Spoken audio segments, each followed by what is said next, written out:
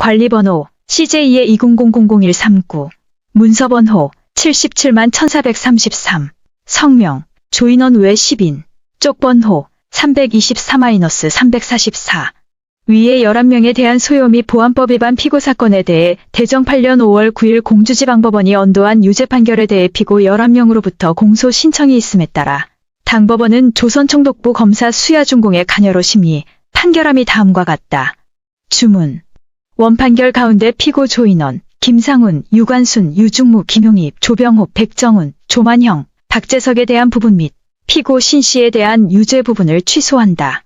피고 조인원, 유관순, 유중무를 각 징역 3년에 처하고 피고 김용희, 조병호를 각 징역 2년 6월에 처하고 피고 김상훈, 백정훈을 각 징역 1년 6월에 처하고 피고 조만형, 박재석을 각 징역 8월에 처한다. 피고 신씨, 김상훈, 백정훈, 조만형, 박재석에 대한 소요 공소사실은 무죄. 피고 박복래의 공소는 이를 기각한다. 압수 물건 가운데 영제1호 구한국국기 한 깃발은 이를 몰수하고 그 나머지는 모두 환부한다. 이유. 제1. 피고 유관순은 경성에 있는 이화학당 생도인데 대정 8년 3월 1일 경성에서 손병희 등이 조선독립의 선언을 발표하고 단체를 만들어 조선독립 만세를 외치고 각 곳을 열을 지어 걸으며 독립시위운동을 하고 있음을 보고 동월 13일 고향으로 돌아와 동년 4월 1일 충청남도 천안군 갈전면 병천시장의 계시를 이용하여 조선독립시위운동을 할 것을 계획하고 자택에서 태극기를 만들어 이를 휴대하고 동일 오후 1시경동 시장으로 달려가 그곳에서 수천 명의 군중단체에 참가하여 전시 태극기를 흔들며 이들과 함께 조선독립만세라 외치고 독립시위운동을 함으로써 치안을 방해하였다. 피고 유중무, 김용희, 백정훈, 박재석, 조만형, 김상훈, 조인원, 조병호, 박복래는 동년 3월 1일 이후 조선 각지에서 태극기를 흔들며 조선독립만세를 외치는 독립시위운동이 일어나는 것을 알고 그 취지에 찬동하여 이와 동일한 행동을 취하고자 하여 동년 4월 1일 오후 1시경 전시 병천시장으로 달려가 그곳에서 다수의 군중단체에 참가하여 이들과 함께 조선독립만세를 외치고 독립시위운동을 함으로써 치안을 방해하였다. 제2. 전시 피고들이 전시와 같이 독립시위운동을 하자 그곳에서 약 50보 떨어진 장소에 있는 병천원병주재소 한 병은 이를 제지하였으나 응하지 않자 발포하여 다수의 사상자가 발생하였고 피고 유관순의 아버지이며 피고 유중무의 형인 유중권도 그 피해자의 한 명이 되자 피고 유중무 및 다른 군중은 그 피해자를 둘러매고 주재소로 몰려갔다. 피고 유중무, 유관순, 김용희, 조인원, 조병호는 군중에 솔선하여 피고 유중무는 두루마기에 끈을 풀고 큰 소리를 내며 헌병을 붙잡으려는 기세를 보였고 또 그의 형인 피해자를 그곳 사무실로 들여보내려고 할 때 이를 제지하는 헌병보조원 맹성호에게 너는 보조원을 몇십 년 할 것 같으냐. 때려 죽이겠다. 고 말하고 피고 유관순은 동 소장을 붙잡고 흔들고 또 그 가슴에 매달렸고 피고 김용희는 헌병에게 돌을 던지고 또 손을 잡아당기고 그곳 헌병보조원 정춘영에게 조선인인데 무엇을 하느냐. 몇십 년 보조원을 할 생각이냐. 죽여버리겠다. 고 말하고 또 약관을 그 흉부에 던지고 피고 조인원은 상의를 벗고 동소장 및 헌병 상등병 주국정에 총을 잡고 그의 아들인 피고 조병호는 전시 상등병 주국정에 뺨을 구타하여 각폭행 또는 협박을 하여 기세를 조성함에 따라 군중은 동주재소원에 총을 잡고 탄약합을 잡아떼고 또는 소장을 죽이라고 소리치며 소요를 하였다. 위 제1의 사실은 당법정에서 피고 유관순, 유중무, 김용희, 박재석, 조만형, 김상훈, 조병호, 박복래의 각 판시와 동일한 취지의 공술, 동피고 백정훈, 조인원의 자신들은 대정 8년 3월 1일 이래 조선 각지에서 태극기를 흔들며 조선독립만세를 외치는 독립시위운동이 일어나고 있음을 알고 있었다는 내용 및 동피고 백정훈의 자신은 판시 일시 병천시장으로 달려가 군중의 시위운동을 구경하고 있었다는 내용의 각 공술, 원심 공판시 말서 중에 피고 유관순의 압술령 제1호의 구한국국기는 자신이 만든 것이라는 내용, 동피고 백정훈의 판시 일시 자신은 판시의 장소에서 김상훈이 깃발을 건네며 만세를 부르라고 하여 한국독립만세를 불렀다는 내용. 사법경찰관의 조인원에 대한 신문조서 중에 판시 일시 자신은 유중무, 유중권 및 자신의 아들 조병호와 함께 판시 시장에 가서 태극기를 앞세우고 자신이 큰 소리로 만세를 불렀더니 부근의 사람이 일제히 만세를 불렀다는 내용의 각 공술기재를 종합하여 이를 인정한다. 제2의 사실은 당법정에서 피고 유관순의 병천시장에 만세를 부른 장소와 헌병주재소는 약 50보의 거리이고 그 만세를 부르고 있을 때 헌병이 와서 군중을 향해 발포하고 또한 발검하여 즉사 19명, 중상자 30명이 발생하였다. 자신의 아버지도 그때 찔려 살해되었다. 헌병이 군중에게 발포하려고 총을 겨누고 있을 때 자신은 양쪽을 제지하기 위해 그들이 소지하고 있던 총을 잡은 일이 있다는 내용. 동유중무의 판시 주재소에 헌병이 군중의 행동을 제지하려고 하였는데 군중이 이에 응하지 않자 어쩔 수 없이 발포하였고 군중 중에서 죽은 사람 2명이 발생함에 따라 군중은 분개하여 죽은 사람의 사체를 주재소로 데리고 왔고 자신은 형인 유중권이 헌병에게 검으로 옆구리 부분 및 머리 부분을 베어 빈사 상태가 되었기에 형을 등에 업고 주재소로 가서 치료를 해달라고 말하였다는 내용. 동기명희의 판시 일시 만세를 부른 후 자신은 주재소 앞으로 몰려 가만세를 불렀다는 내용. 동조병호의 자신은 조인원의 아들이라는 내용의 각 공술. 원심공 판시 말서 중에 피고 조인원의 판시 일시. 헌병의 발포 등이 있어 자신은 왼쪽 흉부를 맞았고 왼쪽 팔을 검에 베었다. 또 죽은 사람 2명이 발생하여 그 사체를 메고 주재소로 간 후에 자신은 그곳에 갔다는 내용. 검사의 조병호에 대한 신문조서 중에 판시 만세를 부른 후 헌병이 발포하여 한 차례 도주하고 군중이 주재소로 몰려갔는데 가서 보았더니 사체를 가지고 들어가면서 뭔가를 말하고 있었다는 내용. 사법경찰관의 김용희에 대한 제3의 신문조서 중 판시 만세를 부른 후 자신은 헌병을 향해 이를 돌을 던졌고 또 그 손을 잡아 당겨 병기에 손이 닿은 일이 있었다는 내용.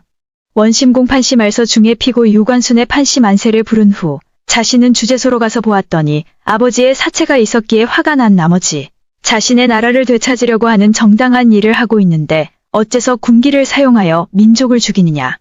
고 말하고 헌병이 총을 겨누기에 죽지 않으려고 갑자기 그 가슴에 매달렸다는 내용. 검사의 주곡정에 대한 조서 중에 자신은 병천 헌병주재소에서 근무하는데 판시 일시는 병천 장날이었는데 오후 1시경 만세 소리가 들리고 군중이 대한국기를 선두에 세우고 오고 있기에 해산을 명령하였지만 해산하지 않아서 기총을 발사하였더니 해산하였다. 그런데 그 후 전시 발포 때문에 유관순의 아버지와 남씨의 남편의 2명의 죽은 사람이 발생하였다고 하며 약 40명의 사람은 그 사체를 주재소로 가지고 들어와 무언가를 말하고 있었다. 그리고 그중 4~5명이 밖으로 뛰어 나가자 1500명 이상의 군중은 주재소로 몰려왔다. 이에 주재소원 5명은 주재소 북쪽 청사 앞에 정렬하고 있었는데 유리창을 파괴하는 소리가 들렸고 자신들은 사무소 입구 왼쪽 벽에 뒤에서 병렬하고 있었는데 군중은 자신들 5명이 소지한 기총을 잡고 탄약함을 떼어내고 소장을 죽이라고 소리치고 소장을 끌어내려고 하여 권총을 몇 번 발사하였더니 군중은 해산하였다. 그 군중 속에 피고 유중무는 두루마기에 끈을 풀고 큰 소리로 소리치며 헌병을 붙잡으려고 하는 기세를 보였고 조인원은 처음에 사체를 가지고 왔을 때 사체와 함께 건물 안으로 들어와 상의를 벗고 소장의 총을 잡았고 또 자신의 총도 잡았다. 유관수는 소장이 입고 있던 옷에 혈흔이 있는 것을 가리키며 군중에게 무언가를 말하면서 소장을 붙잡고 흔들었고 조인원의 아들은 자신의 뺨을 이려 구타하였다는 내용. 사법경찰관의 헌병보조원 맹성호에 대한 신문조서 중에 대정 8년 4월 1일 피고 유중무는 형이 시장에서 헌병에게 중상을 입었다고 하며 형을 업고 주재소로 와서 사무실에 들어오려고 하여 그렇게 할 수 없다고 말하였더니 동희는 자신들에게 너는 보조원을 몇십 년 할 것인가? 때려 죽이겠다. 고 말하고 피고 김용희는 자신들에게 어째서 일본인과 함께 근무하는 보조원을 하는가? 나와서 만세를 불러라. 그렇지 않으면 죽여도 지장이 없는 놈이다. 라고 말하였다는 내용. 동보조원 정춘영에 대한 신문조서 중에 판시일시 시장에서 조선독립 만세라 외치는 소리가 들리기에 소산소장후의 4명은 자신과 맹성호에게 제지하러 시장에 갈 것이니 사무실을 지키고 폭행을 당하게 되면 발포하지도 모르니 보조원은 발포 준비를 하고 있으라고 하고 나갔는데 잠시 후 발포하는 소리가 들었고 바로 유중모와 김용희는 다른 5~6명과 함께 부상자를 주재소로 업고 와서 주재소 안으로 들어오려고 하였기에 문을 닫자 김용희는 자신들에게 조선인이면서 무엇을 하는가? 몇십 년 보조원을 할 생각인가? 죽여버리겠다. 고 말하였다.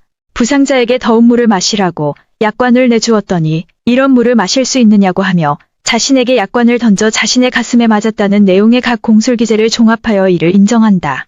법에 비추어 보건대 피고 유관순, 유중무, 조인원, 김용희, 백정훈, 박재석, 조만형, 김상훈, 조병호, 박복래의 제1의 소위는 범죄 후의 법령에 의해 형의 변경이 있으므로 형법 제8조, 제6조에 따라신 구의법을 비교하여 그 가벼운 것을 적용한다.